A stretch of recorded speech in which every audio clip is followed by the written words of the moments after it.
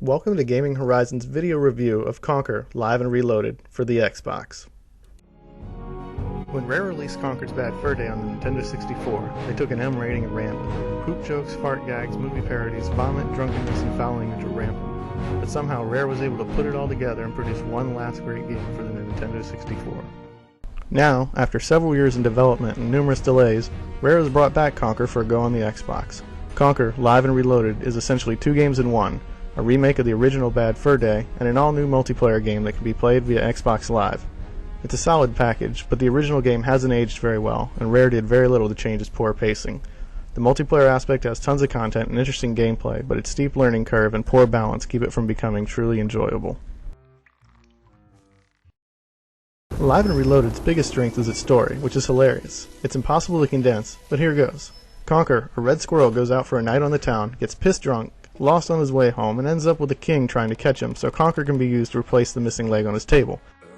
Along the way, Conker meets a scarecrow, a big-breasted sunflower, some talking boxes, mean-spirited paint, catfish, bumblebees, talking poo, and a host of other bizarre characters.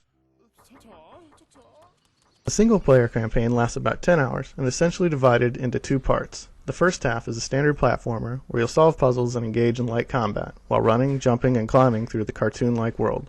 The action can hardly be described as revolutionary, and some may even describe it as dull, but it's not too bad. The second part of Conker is primarily a third-person shooter, with tons of action and a pretty impressive body count. It would have been nice for Rare to mix up the two halves a bit, since the game's pacing suffers the way it is now.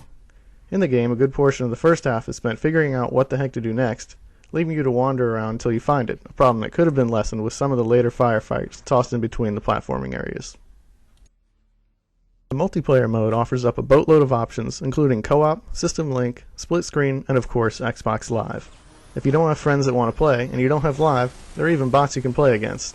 It's quite possibly better playing with bots than it is with real people. You can play as the SHC, the Squirrels, or the Teddies, with each team having its own roster of characters, each with their own abilities. Gameplay choices include Deathmatch, Capture the Flag, and several other objective-based games. Rare has totally redone the game's visuals, taking them from this on the Nintendo 64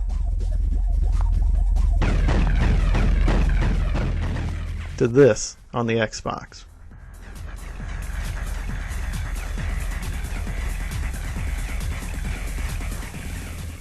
There are some amazing particle and lighting effects, and they're used to full effect, making multiplayer games a dazzling display of fire, smoke, lightning, and rain, all at once. Tons of little touches like Conker's individually rendered hairs, long draw distances, and unique character design go a long way towards giving the game character. I think the round's on me. I'm gonna get tanked tonight. Outside of some of the voice acting sounding the same for a lot of the characters, Conker's audio is excellent. The dialogue is witty and well written, unless you don't like toilet humor, which to be honest, who doesn't?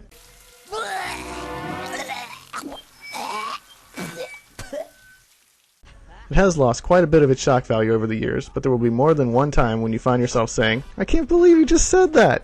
usually with a smile.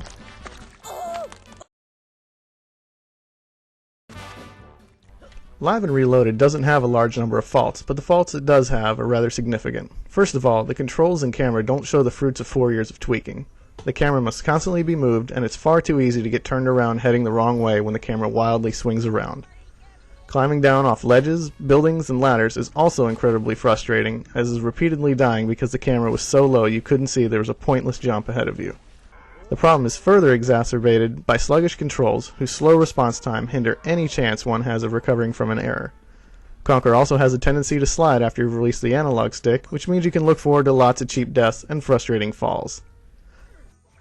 Last but not least is a horribly drab combat system, which is simply put, broken. The game requires certain timing when attacking, but it doesn't respond to the presses of the right trigger quickly enough, which leaves you standing in front of an enemy like a moron, unable to attack. Another issue is that Conker's gameplay hasn't aged that well over the years. Sure, it's a solid platform game, but there have been a few hundred of those released since 2000, so it's got a been there done that feel to it, even if you've never played it before.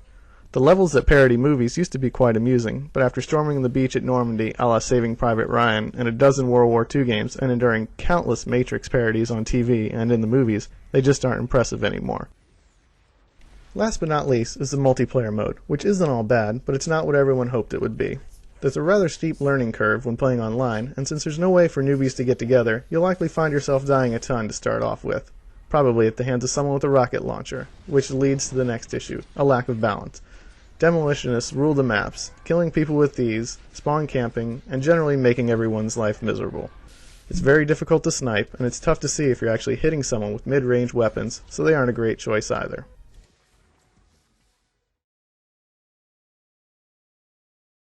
It's tough to figure out exactly what Rare was trying to accomplish with Conker Live and Reloaded. The single-player campaign was improved only slightly, and that was because they took out some of the frustrating parts rather than fixing them. The multiplayer mode has tons of options, but its lack of balance is puzzling. If you've never played Conker before, and you think you'll get some mileage out of the multiplayer mode, there's more than enough content to keep you busy for quite some time. Anyone that has played the game before and is just looking to relive some fun and enjoy some pretty graphics would be suited to give it a rental, or pick it up when it's a little cheaper. Our overall score for Conker Live and Reloaded is 7.9.